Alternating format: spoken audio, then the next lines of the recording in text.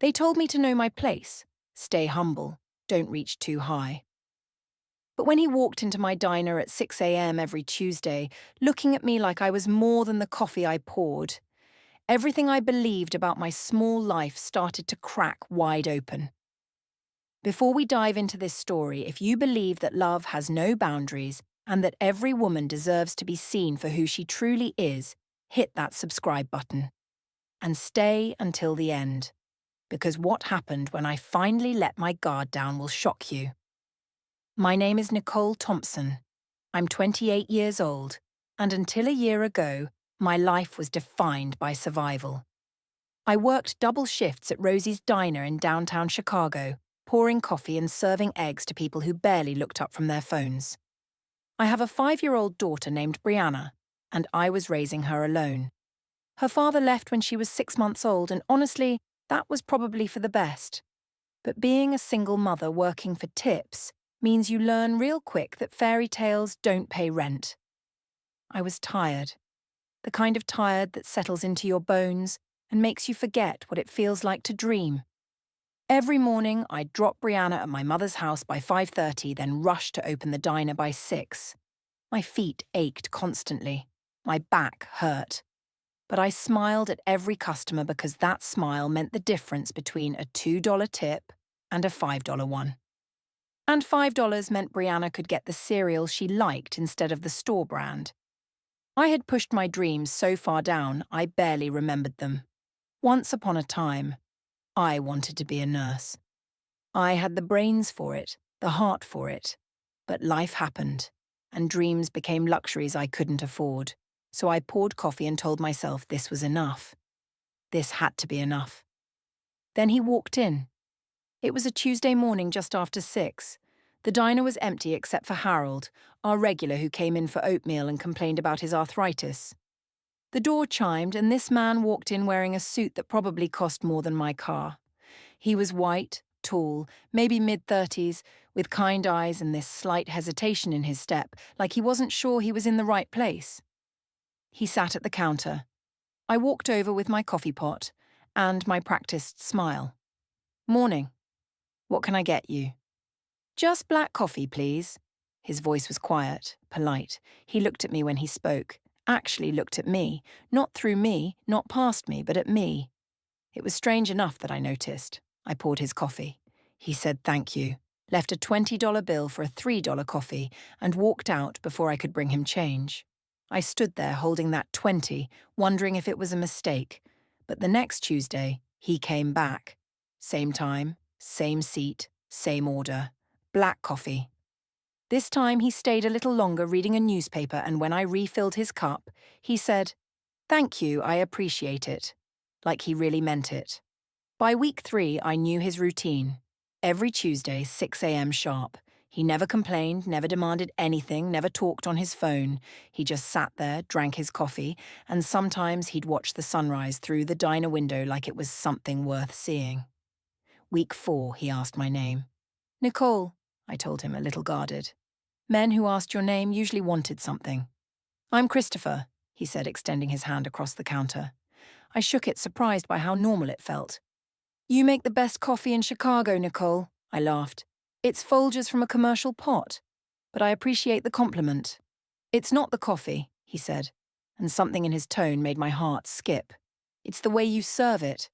We started talking after that, real conversations. He asked about my daughter, and when I mentioned Brianna, his whole face lit up. "What does she like to do?" Not the usual polite questions. He wanted to know. He asked what I liked to read, what music I listened to, what I dreamed about. And I found myself telling him things I hadn't told anyone in years.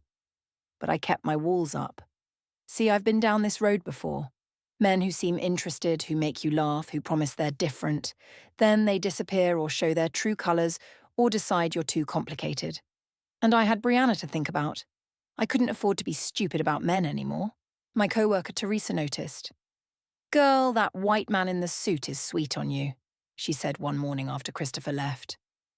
"He's just friendly," I said. "Friendly?" Teresa raised an eyebrow. "Honey, he looks at you like you hung the moon. But be careful. Men like that don't usually want women like us, for the right reasons." Her words echoed in my head. Men like that. Women like us. I hated that it made sense. Christopher kept coming. He started bringing little things. A book he thought I'd enjoy. A colouring book and crayons for Brianna.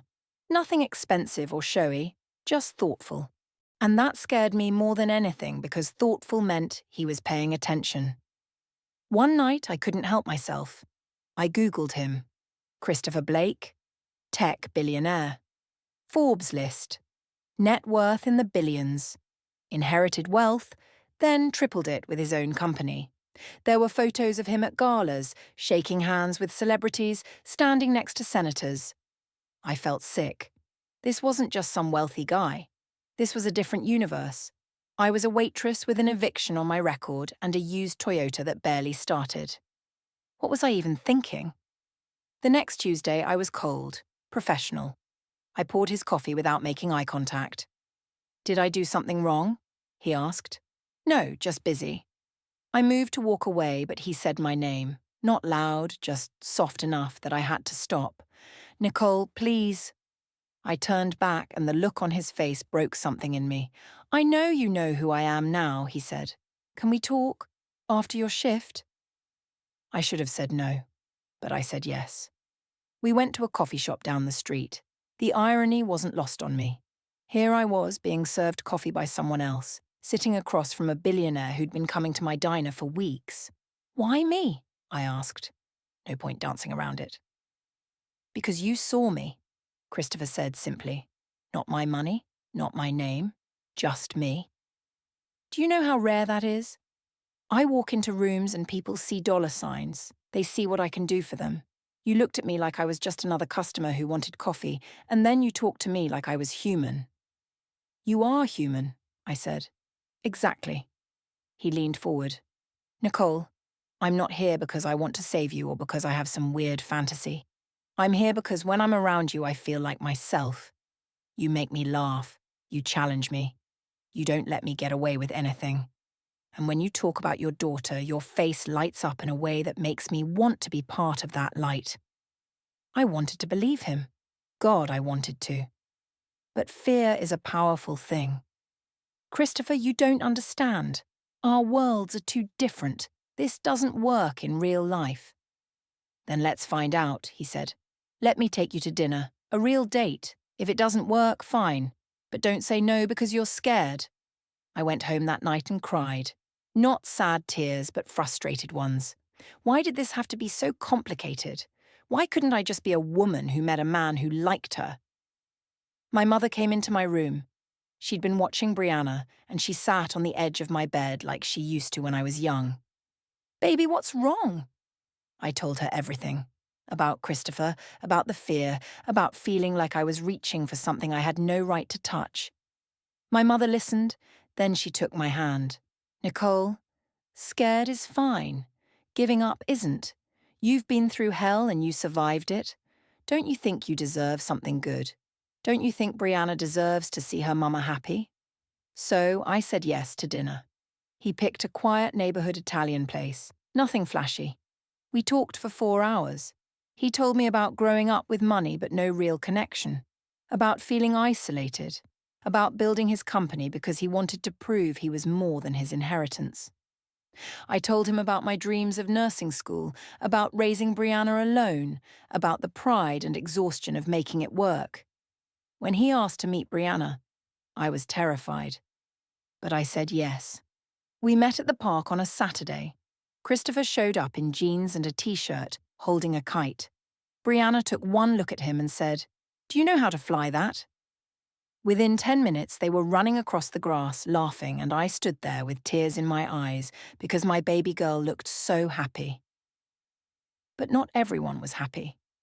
The whispers started at the diner. I heard the comments from customers who'd seen us together. "She's using him. He's got some kind of fetish. That won't last." Even people in my own community looked at me sideways. Teresa eventually came around, but others didn't. And then there was the conversation Christopher and I had to have. We were at his apartment and I finally asked the question I'd been avoiding. "Have you ever dated a black woman before?" He was quiet for a moment. "No." I haven't. Why me then? Nicole, I'm not going to pretend I understand everything about your experience. I know I have privilege I've never had to think about. I know there are things I need to learn, ways I need to do better. But I'm not with you because you're black. I'm with you because you're you. And if you're worried I see you as some kind of experiment or fantasy, I promise you that's not this. I see you as the woman I'm falling in love with. I started crying. I'm scared I'm a fetish. I'm scared I'm charity. I'm scared that one day you'll wake up and realize I don't fit into your world, and you'll leave. And Brianna will be heartbroken, and I'll be heartbroken, and I'll hate myself for being stupid enough to believe this could work. He pulled me close. I'm scared too. I'm scared I'll say the wrong thing. I'm scared I won't be enough for you and Brianna. I'm scared of messing this up because you're the best thing that's ever happened to me. But I'd rather be scared together than safe and alone. We cried together that night, and we promised to be honest, to call each other out, to learn together. Then came the gala. Christopher had a charity event, and he wanted me there. I tried to say no, but he insisted. I want you beside me, he said. I want the world to know you're mine. I bought a dress I couldn't afford, did my hair, put on makeup. When we walked into that ballroom, I felt every eye on us. The stares, the whispers, the fake smiles. Women in diamonds looked me up and down. Men shook Christopher's hand and barely acknowledged me. One woman, the wife of Christopher's business partner, made a comment about urban fashion and said I looked exotic. I excused myself to the bathroom and had a full breakdown. I called my mother sobbing, saying I couldn't do this. But I went back out. I held my head high. And when Christopher introduced me to people as his girlfriend, he said it with pride. Then the tabloid article came out. Billionaire's surprising new girlfriend. There was our photo from the gala, and below it my entire life exposed. They found out about Brianna's father leaving, about my eviction 2 years ago, about my student loans from the one semester of community college I couldn't finish. The comments section was vicious, racist, classist, cruel beyond measure. Customers at the diner recognized me. Some were supportive, others were not. I felt humiliated, exposed, like my privacy had been ripped away and put on display for entertainment. I called Christopher and told him we were done. He showed up at my apartment. You want to run because people are cruel. You can go back to your world, I shouted. You can delete your social media, hire better PR, and everyone will forget this in a month. I can't escape this. This is my life. This is what people will always say about me. So we let them win? I'm trying to protect myself. I'm trying to protect my daughter. By giving up on us. He was angry now, really angry. Nicole, I love you. I don't care what they say. I don't care about the articles or the comments or any of it. Well, I do care, I was crying, because it's easy for you to not care. You've never had to care what people think because people have always treated you with respect. I don't get that luxury. He left. We didn't talk for 2 weeks. Brianna kept asking why Mr. Chris didn't visit anymore. Every time she asked, my heart broke a little more. I realized I was teaching my daughter that love wasn't worth fighting for, that when things got hard, you ran. My mother sat me down. Baby, what are you doing? Protecting us. From what? Happiness? Nicole, that man loves you. He fought for you, and you're throwing it away because you're scared. Scared is fine. Giving up isn't. Teresa said the same thing at work. Girl, when's the last time you saw a man fight for you like this? You think love is supposed to be easy? It's supposed to be worth it. I realized they were right. I was letting fear steal my joy. I was letting other people's opinions dictate my life. And I was done with that. I called Christopher. Come to the diner tomorrow morning, Tuesday, 6 a.m. He showed up. The diner was starting to fill with the morning crowd. I walked over to him, my heart pounding. I'm sorry, I said. Nicole. No, let me finish. I ran because I was scared. I've been hurt before, and I couldn't believe that someone like you could really love someone like me. But I was wrong. Not about you loving me. I was wrong about me. I am worthy of love. I am worthy of being chosen. And I choose you too, if you'll still have me. Christopher stood up. In front of everyone, he said, Nicole Thompson, I love you. I don't care what anyone says. I don't care about the articles or the gossip. You make me better. You make me want to be better. Let me prove it. He pulled out a folder. Inside were documents for a new foundation, scholarships for single mothers, grants for childcare, job training programs. You made me see things I never saw before. Let me use what I have to make a difference. Not to save you, but because you inspired me. I kissed him right there in the middle of Rosie's diner while Harold applauded and Teresa cheered. That was a year ago. Last Tuesday, Christopher proposed. Same diner, same seat, same time. He got down on one knee at 6 a.m. and asked me to marry him. I said yes. Brianna calls him Dad now. We're planning a wedding that honors both our worlds. His family, my family, all of us coming together. I'm still working at the diner because I love it, but I'm also enrolled in nursing school. Christopher insisted on paying for it, and I let him because I'm learning that accepting help isn't weakness. Our life isn't perfect. We still have hard conversations about race, about privilege, about how to raise Brianna in a world that will judge her. But we have those conversations with love and honesty. Here's what I learned. Your worth isn't determined by where you come from or what you've been through. Love doesn't care about tax brackets or zip codes. And sometimes the person who sees you isn't the person you expected. To every woman who's been told to stay small, to know her place, to not reach too high, you deserve to be chosen. You deserve someone who fights for you. Your past doesn't define your future. Your struggles don't make you less worthy of love. They make you stronger. Christopher didn't save me. I saved myself by having the courage to believe I deserved more. He just showed up ready to walk beside me. So that's my story. From serving coffee to being served forever. If this touched your heart, if you believe love can cross any divide, do me a favor. Share this video with someone who needs to hear that they're worthy of real love.